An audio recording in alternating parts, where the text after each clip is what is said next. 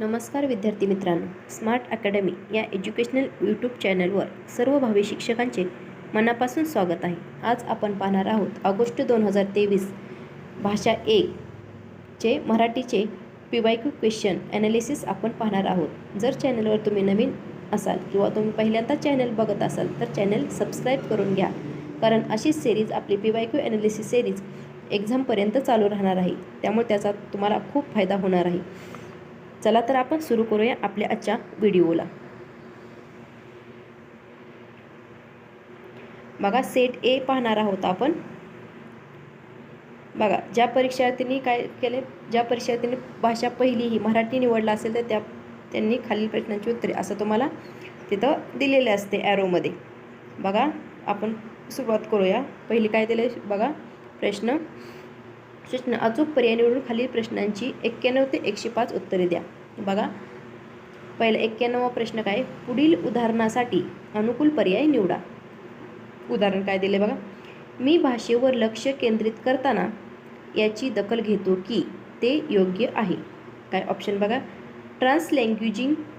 Option 2 पाठ करणे, उजळणी आणि स्वनिरीक्षण. म्हणजे त्यांनी काय योग्य पर्याय निवडायला सांगितलं आहे. काय सांगितलं आहे, मी भाषेवर लक्ष केंद्रित करताना कशाची दखल घेतो, तर ट्रान्सलँग्वेजिंगची घेतो का, नाही. पाठ करायचं का, नाही.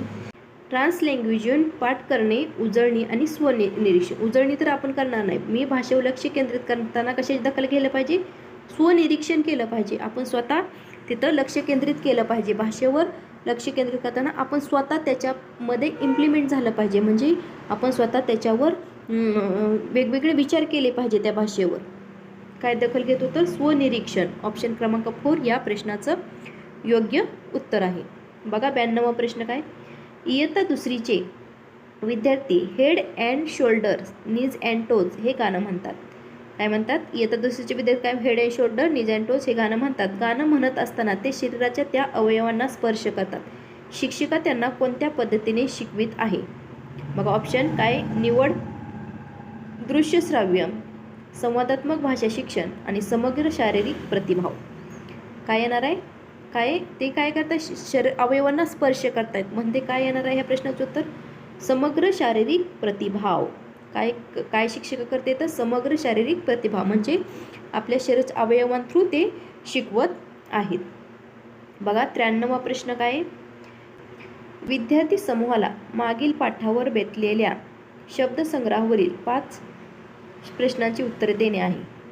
विद्यार्थी समूहाला काय करायचे, 5 प्रश्नांवर उत्तर द्यायचे. त्यानंतर ते दुसऱ्या समूहाला आपले प्रश्न देऊन त्यांच्या प्रश्नांची उत्तरे देतात. असे करणे कसे, म्हणजे 2 समूह केलेत आहे. एकाने प्रश्न विचारायचे, दुसऱ्याने उत्तर द्यायचं आणि त्यानंतर काय करायचं, त्यांना आलटून पालटून, म्हणजे त्या गटाने एकदा प्रश्न विचारायचे आणि त्या दुसऱ्या गटाने एकदा, असे करून एकमेकांनी उत्तरं द्यायचे. तर हे कशाचं उदाहरण आहे त्यांनी असं विचारलं आहे.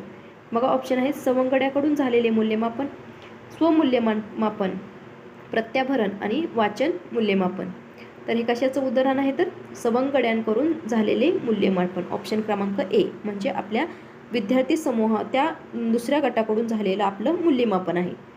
94वा प्रश्न बघा, 94वा प्रश्न काय आहे, माझी शिक्षिका एका कार्डावर एखादा शब्द किंवा वाक्य मला लिहून देते आणि मी वर्गासमोर अभिनय करून दाखवतो. विद्यार्थ्यांनी तो शब्द किंवा वाक्य ओळखायचे असते. विद्यार्थ्यांनी दिलेली उत्तरे आणि त्याचा अग्रक्रम यासाठी योग्य पर्याय निवडा. बघा, काय गतिबोधनात्मक पातळीवर गुंतल्यावर भाषा लक्षात येते, मला दृश्य रूपात पाहिल्यावर भाषा लक्षात येते, मला ऐकल्यावर भाषा लक्षात येते, कार्डावर लिहिलेला मजकूर पाठ केल्यावर भाषा लक्षात येते. काय ह्याचं उत्तर, ऑप्शन क्रमांक 1 म्हणजे काय गतिबोधनात्मक पातळीवर गुंतल्यावर भाषा लक्षात येते. ह्याच्या काय काय होतंय, गतिबोधनात्मक पातळीवर म्हणजे काय कायस्थेटिकली गतिबोधनात्मक पातळीवर गुंतल्यावर भाषा लक्षात येते. ह्या प्रश्नाचं उत्तर आहे योग्य उत्तर ऑप्शन क्रमांक 1 आहे. बघा, 95वा प्रश्न काय येत आहे. बघा, 95वा प्रश्न, विधान ए काय दिले, शाळेत येणारे प्रत्येक मूल त्यांच्या वयानुरूप चांगल्या प्रकारे भाषा वापर करतात. काय करतात, शाळेत येणारे प्रत्येक मूल त्यांच्या वयानुसार चांगल्या प्रकारे भाषा वापरतात. दुसरं काय, भाषिक आणि सांस्कृतिक वैविध्यामुळे त्यांना त्यांच्या क्षमतांचे सादरीकरण करता येत नाही. भाषिक आणि सांस्कृतिक वैविध्य आहे, वेगवेगळं आहे, त्यामुळं त्यांना त्यांच्या क्षमतांचे सादरीकरण करता येत नाही. तर ह्या प्रश्नाचं योग्य उत्तर काय आहे? बघा, ए बरोबर आहे. शाळेत प्रत्येक मूल त्याच्या वयानुसार चांगल्या प्रकारे भाषा वापरतं, हे बरोबर आहे. आणि बी काय, आर काय दिले, भाषिक आणि सांस्कृतिक विविधतेत त्यांना त्यांच्या क्षमतांचे सादरीकरण करता येत नाही. तर आर काही चूक आहे. त्यामुळे ऑप्शन क्रमांक 4 ह्या प्रश्नाचं योग्य उत्तर आहे. बघा 96वा प्रश्न काय आहे? 5व्या इयत्तेतील मनजित शिक्षकांची मित्रांशी आणि एका 2 वर्षाच्या मुलासोबत वेगवेगळ्या प्रकारे बोलतो. सामाजिक पर्यावरणात भाषा कशी वापरावी हे मनजितला नीट कळते. भाषेच्या संदर्भात असे मांडणे म्हणजे भाषिक वर्तन, नैसर्गिकता, अर्थविन्यास आणि व्यवहार कुशलता. तर या प्रश्नाचं काय आहे? व्यवहार कुशलता. म्हणजे मनजितला काय करते, भाषा, समाजात भाषा कोणाशी कसं बोलायचं हे समजतंय. म्हणजे काय झालं, व्यवहार कुशलता आली ना. म्हणजे त्या समाजाशी त्याला बोलण्याची पद्धत किंवा भाषा कशी वापरायची हे त्याला समजलेलं आहे. म्हणजे लहान मुलांना वेगळ्या पद्धतीने बोलतो, मोठ्यांशी वेगळ्या पद्धतीने त्याला मनजितला शिक्षकांशी, मित्रांशी आणि लहान मुलांशी कसं बोलायचं किंवा त्या मित्रांमध्ये कोणत्या मित्राला कसं बोलायचं हे त्याला समजलेलं आहे. त्यामुळे त्याला काय आले, व्यवहार कुशलता आलेली आहे. 97वा प्रश्न बघा. एका आईच्या लक्षात येते की मुलगा काही वेळा अशा गोष्टी बोलतो ज्या तिने कधीही त्याच्या भावंडांकडून किंवा मोठ्या माणसांकडून ऐकल्या नाही. ती बुचकळ्यात पडते. तिला असे वाटते की मुलाने कुटुंबातील आणि आजूबाजूच्या लोकांच्या अनुकरणातून भाषा आत्मसात केली आहे. तिला असे वाटणे म्हणजे काय आहे? बघा ऑप्शन आहे बहुभाषकता, देशीयता, वागणूक आणि पदबंध रचना. तर काय येणार आहे? वागणूक आहे. त्याची वागणूक आहे. म्हणजे जसं शेजापाजारी वाटतील, आपल्या घरातील वागतील, तरी त्याची वागणूक त्यातून दिसणार आहे. असे वाटणे म्हणजे काय? त्याची वागणूक आहे. चला 98वा प्रश्न बघा काय आहे? औपचारिक सूचनांचे वाचन करण्यापूर्वी कौशल्य ज्यांच्यामुळे नंतर टप्प्यावर इतर शैक्षणिक कौशलता आत्मसात करता येतात म्हणजे काय होतं बघा. औपचारिक सूचनांचे वाचन करण्यापूर्वीचे कौशल्य ज्यांच्यामुळे नंतरच्या टप्प्यावर इतर शैक्षणिक कुशलता आत्मसात करता येतात म्हणजे काय बघा. उदीयमान साक्षरता, उदीयमान उपाययोजना, उदीयमान अभ्यासक्रम आणि उदीयमान गुणधर्म. तर या प्रश्नाचं उत्तर काय आहे? उदीयमान साक्षरता. काय येणार आहे? विविध कौशल्य म्हणजे काय येणार आहे? त्याच्यामध्ये साक्षरता निर्माण होणार आहे. बघा 99वा प्रश्न काय आहे? एका आजींना पुस्तकातील गोष्टी आपल्या नातवंडांना वाचून दाखवणे आवडते. यातून मुलांना नवीन कल्पना सुचतात आणि पुस्तकाविषयी माहिती मिळते. नातवंडांनाही हा उपक्रम आवडतो. हा उपक्रम म्हणजे काय? मोठ्याने वाचन, आदर्श वाचन, सहवाचन आणि संवादात्मक वाचन. काय येणार आहे? संवादात्मक वाचन. कारण आजी पुस्तकातल्या गोष्टी वाचून दाखवते आणि त्यातून वेगवेगळ्या गोष्टी मुलांना सांगत आहे. त्यामुळे ते काय घडणार आहे? तिथं संवाद घडणार, म्हणून संवादात्मक वाचन असं त्याला म्हणायचं. बघा 100वा प्रश्न काय? पुढीलपैकी कोणत्या पद्धतीत भाषेतील मूलभूत घटक म्हणजे अक्षर, स्वन शिकवले जाते? पुढे गेल्यावर स्वनांच्या मदतीने शब्द कसे तयार होतात हेही शिकवले जाते. ही पद्धत म्हणजे ऑप्शन आहे संरचनात्मक पद्धती, अधोगामी पद्धती, ऊर्ध्वगामी पद्धती आणि समग्र भाषा पद्धती. तर ह्या प्रश्नाचं काय? ऊर्ध्वगामी पद्धती. बघा 101वा प्रश्न काय आहे? विधान 1 काय दिले? फोनेटिक शब्द रचनेचा वापर केल्यामुळे अचूक स्पेलिंग लिहिण्याचा वेग मंदावतो. कारण काय? लहान वयात मुले पारंपरिक स्पेलिंगच्या ऐवजी आपल्या परीने स्पेलिंग वापरतात, तेव्हा अचूक स्पेलिंग लिहिण्याच्या त्याच्या क्षमतेचा वेग मंदावत नाही. तर काय सांगितलंय? फोनेटिक शब्द रचनेचा वापर केल्यामुळे अचूक स्पेलिंग लिहिण्याचा वेग मंदावतो. हे चुकीचं आहे. कारण तसं काही नाही होणार आहे. आणि कारण काय? लहान वयात मुले पारंपरिक स्पेलिंगच्या ऐवजी आपल्या परीने स्पेलिंग वापरतात, त्यामुळे लिहिण्याच्या त्याच्या क्षमतेचा वेग मंदावत नाही. त्यामुळे आर बरोबर आहे. ऑप्शन क्रमांक 1 हे प्रश्नाचं योग्य उत्तर आहे. 102वा प्रश्न बघा. एखादी नवी भाषा शिकताना त्या भाषेचे वैशिष्ट्यपूर्ण उच्चारण नियमामुळे मुलांचा आत्मविश्वास कमी पडतो. या अडचणीतून बाहेर पडण्याचा एक मार्ग म्हणजे ऑप्शन आहे तिथल्या तिथे चुका दुरुस्त करायच्या, मुलांनी वर्गात मोठ्याने वाचन, वर्गात अधिकाधिक संभाषण घडेल अशा प्रकारचे उपक्रम राबवणे आणि समुपदेशकाच्या मदतीने उपचार करणे आणि सराव करणे. तर या प्रश्नाचं योग्य उत्तर काय आहे? वर्गात अधिक संभाषण घडेल अशा प्रकारचे उपक्रम राबवायचे. उपक्रम राबवणे हे योग्य, अगदी योग्य पर्याय आहे. बघा 103वा प्रश्न बघा काय आहे. इकडे बघा, तिसऱ्या इयत्तेची शिक्षिका वर्गात मुलांना नवीन शब्द सांगते. पुढीलपैकी कोणत्या कृतीतून मुलांना नवीन शब्द चांगल्या प्रकारे सांगता येतील? ऑप्शन बघा, ऑप्शन काय आहेत बघा. शिक्षिकेने तो शब्द फळ्यावर लिहून विद्यार्थ्यांना पाठ करावयास सांगणे. शिक्षिकेने त्या शब्दाचा विरुद्ध शब्द सांगून त्या भाषेत त्याचा अर्थ सांगणे. तिसरा ऑप्शन आहे शिक्षिकेने मुलांना त्या शब्दाची नेमकी परिभाषा सांगणे. आणि चौथा, तो शब्द व्यावहारिक पातळीवर वापरता येतो त्या संदर्भात त्याचा अर्थ सांगणे. काय करायचं आहे? तर या प्रश्नाचं योग्य उत्तर काय आहे? चौथं अगदी योग्य वाटते. तो शब्द व्यावहारिक पातळी म्हणजे जेव्हा आपण एखादा शब्द वापरतो तो अधिक जास्त आणि त्याचा अर्थ पण जास्त समजतो. कृतीतून शिकायचं. व्यावहारिक आपण जेव्हा एखादी गोष्ट वापरतो किंवा एखाद्या गोष्टीची कृती करतो तेव्हा ती आपल्याला जास्त समजते. त्यामुळे ऑप्शन क्रमांक 4 ह्या प्रश्नाचं योग्य उत्तर आहे. बघा 104वा प्रश्न. बघा 104वा प्रश्न बघण्याच्या आधी तुम्ही काय करायचे, सर्वांनी लाईक करून घ्यायचे. जर हा व्हिडिओ आवडत असेल, तुम्हाला पुढचे व्हिडिओ बघण्याची इच्छा असेल तरी तुम्ही लाईक करायचे आणि आपला चॅनल सबस्क्राईब करून ठेवायचं आहे. बघा 104वा प्रश्न. भाषा शिकणे हे एका अर्थाने काय आहे? भाषा शिकणे एका अर्थाने बघा ऑप्शन काय, कौशल्य आहे, आत्मसात करणे आहे, प्रक्रिया आहे आणि उत्पादन आहे. भाषा शिकणे हे काय आहे? तर कौशल्य आहे. ते कौशल्य तुम्ही भाषा शिकता म्हणजे तुमच्यामध्ये कौशल्य आत्मसात करता. बघा 105वा प्रश्न काय, वाचनाचे प्रकार आणि वाचकांची कृती यांची योग्य संगती शोधा. बघा काय दिले इथं, वाचनाचे प्रकार दिलेत आणि वाचकांची कृती दिली आहे. तर हे काय, पहिला काय, अनुमान करणे. आधी वाचनाचे प्रकार वाचते. अनुमान करणे, दृष्टिकोनाचा अनुमान लावणे, संदर्भासह अर्थ लावणे, गहन वाचन, मजकुराची रचना समजून घेणे. बघा डायरेक्ट तुम्हाला ह्याचं उत्तर सांगते आणि त्याच्यावरून आपण त्याचं विश्लेषण बघूया. ह्याचं उत्तर आहे 2. म्हणजे एला काय येणार आहे, फी.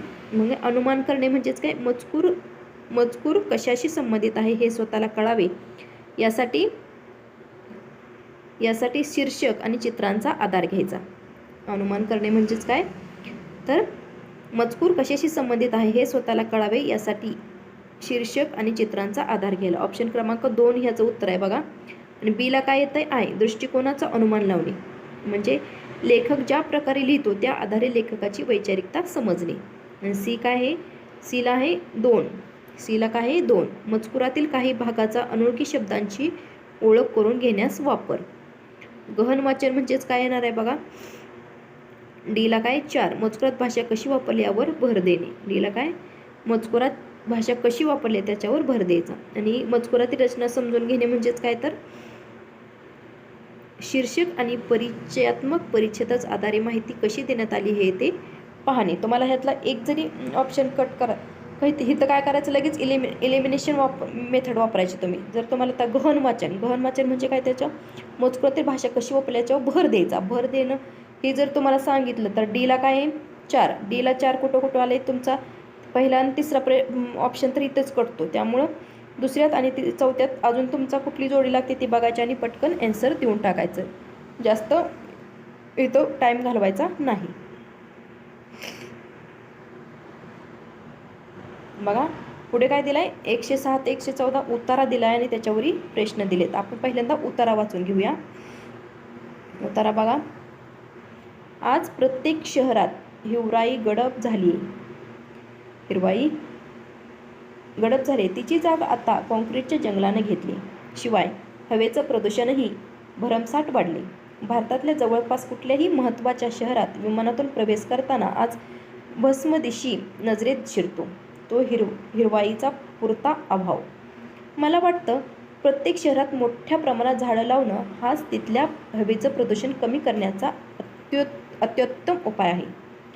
वृक्षांच्या उपकारतेबद्दलची पुष्कळच अभ्यासपूर्ण आणि तपशीलवार माहिती जगभर सर्वत्र प्रकाशित झाली आहे. त्यातून दिसून येतं की प्रत्येक अपायकारक असलेले 2.5 ते 10 मायक्रोमीटर आकाराचे द्रव्यकण हवेत शोषून घेण्यात झाड अत्यंत उपयुक्त ठरतात. प्रामुख्याने स्वयंचलित वाहनांच्या धुरातून आणि जैविक पदार्थाच्या ज्वलनातून हे द्रव्यकण हवेत पसरत असतात. यातील 2.5 मायक्रो आकाराचे द्रव्यकण श्वसनावाटे आपल्या शरीरात शिरले तर ते थेट मेंदूपर्यंत जाऊ शकतात. त्यापासून अनेकविध आजार उद्भवू शकतात. याहून थोडे मोठे म्हणजे 2.5 ते 10 मायक्रॉन इतक्या आकाराचे द्रव्यकण दमा आणि फुफ्फुसाच्या इतर आजारांना कारणीभूत ठरू शकतात. असेही उपद्रवी द्रव्यकण झाडं अत्यंत परिणामकारकरित्या पकडतात. झाडाच्या पानाचा पृष्ठभाग काहीसा मेनकट असतो. शिवाय ती आडवी-तिडवी स्वेर पसरलेली असतात. त्यामुळे विविध बाजूने येणारे हे सर्व द्रव्यकण त्यांच्यावर सहज चिकटू शकतात. आणखी एक गोष्ट अशी की पानं धनविद्युत भारित असतात. त्यामुळे 2.5 ते 10 मायक्रोन आकाराचे ऋण विद्युत प्रभारित द्रव्यकण त्यांच्याकडे आपोआप उत्कृष्ट होतात. या तिन्ही कारणांच्या समुच्चयामुळे झाडं कुशल द्रव्यकण निवारक बनतात. एका अभ्यासाअंती प्रतिपादनाला पुष्टी मिळाली आहे की नागरी वसाहती अधिक झाडं असणं आणि तिथल्या रहिवाशांना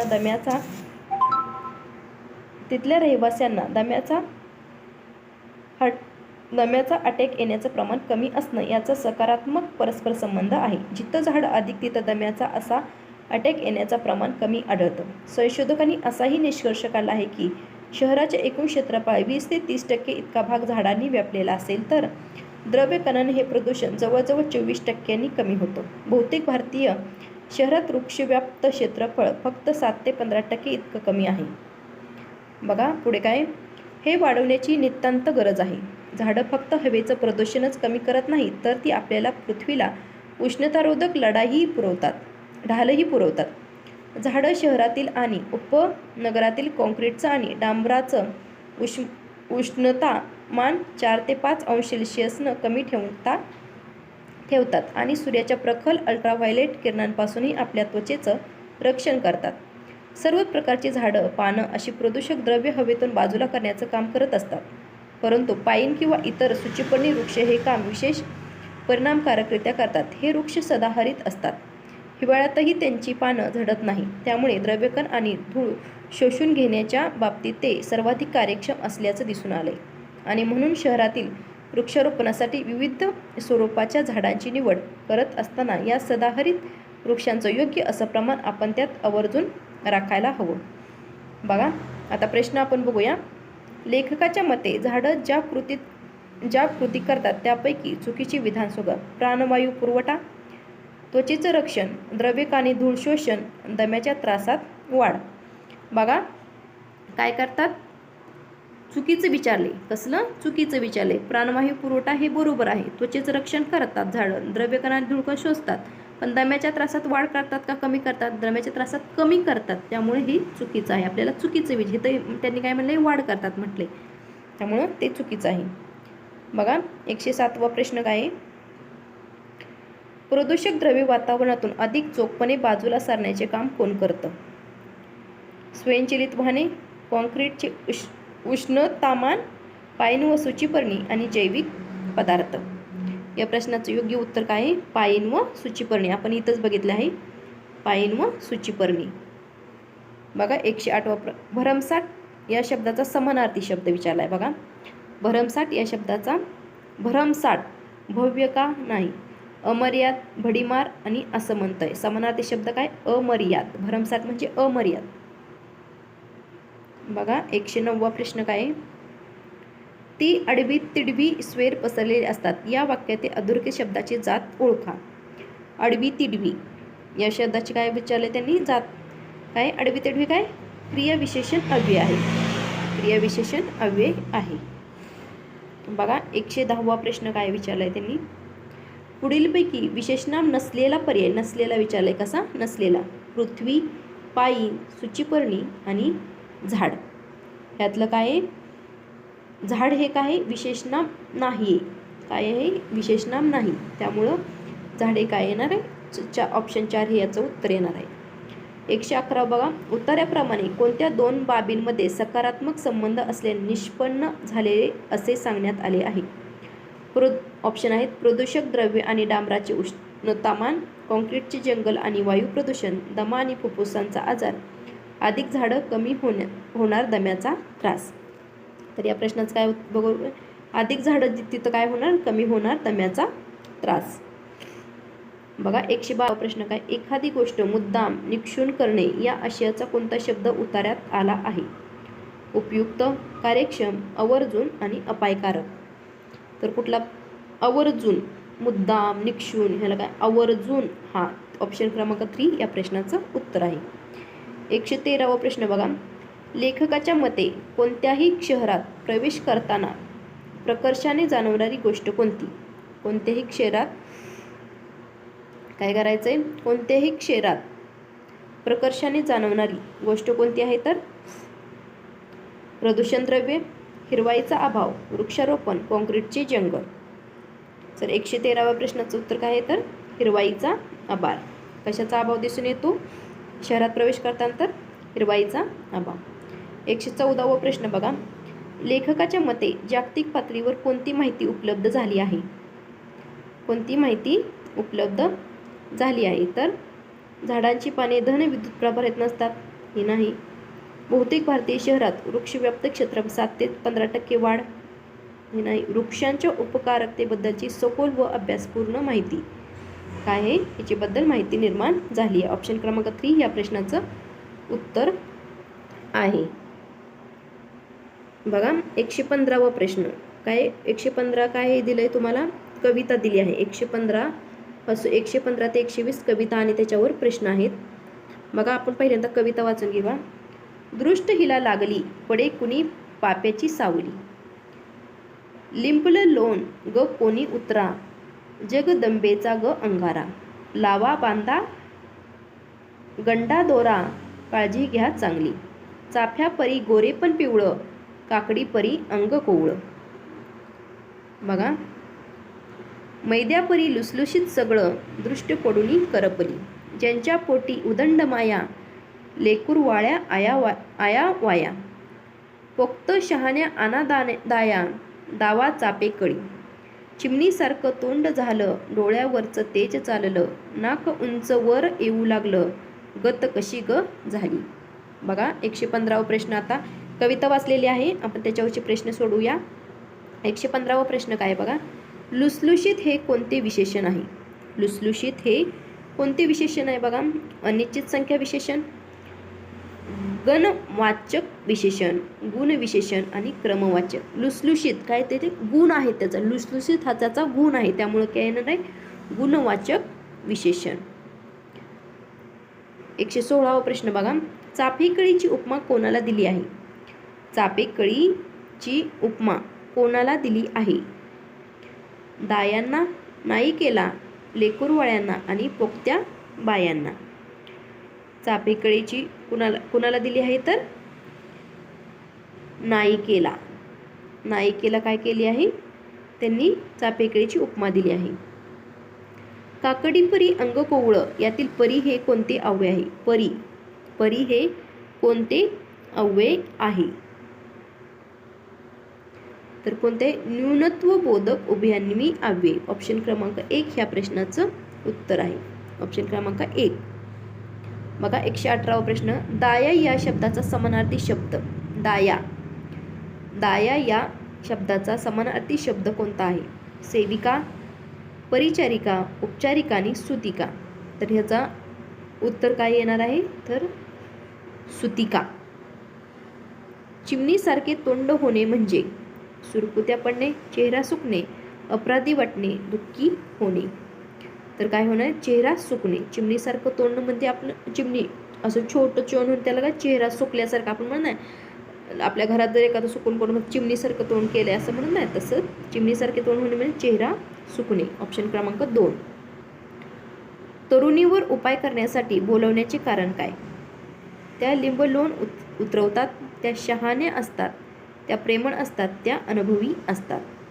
या प्रश्नाचं योग्य उत्तर काय आहे? तर त्या प्रेमळ असतात.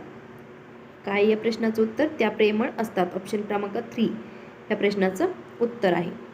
अशा पद्धतीने आपण 30 प्रश्नांचा विश्लेषण बघितलेलं आहे. जर हा व्हिडिओ आवडला असेल तर लाईक करा, शेअर करा आणि सबस्क्राईब करायला विसरू नका. आणि पुढील व्हिडिओ आपला गणित या विषयावर असणार आहे. उद्याचा उद्याचा व्हिडिओ 6:15 PM कुठला होणार आहे, गणित या विषयाचा व्हिडिओ अपलोड होणार आहे. गणितच्या 30 प्रश्नांचं विश्लेषण पेपर 1 साठीचं केलेलं आहे. तोही व्हिडिओ तुम्ही बघायचा आहे आणि आजचाही व्हिडिओ तुम्ही कंप्लीट बघायचा आहे आणि शेअरसुद्धा करायचा आहे. चला तर आपण इथेच थांबूया. धन्यवाद.